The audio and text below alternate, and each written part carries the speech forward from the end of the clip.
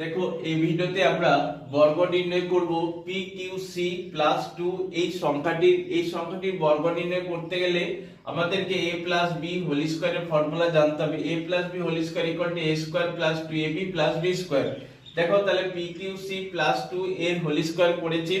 এখানে a বলতে P Q C এবং b বলতে হচ্ছে 2, তাহলে a স্কয়ার আছে, তাহলে পি কিউ সি তার হোল স্কয়ার প্লাস দিতে হবে, প্লাসের যেহেতু প্লাস দিয়েছি 2 আছে 2 লিখেছি।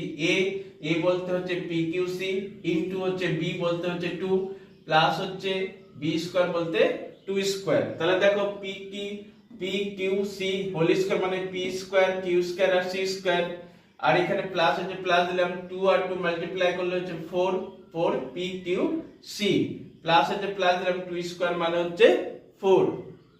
তাহলে পি কিউ সি প্লাস 2 এর বর্গ নির্ণয় করলে পাবো P square Q square C square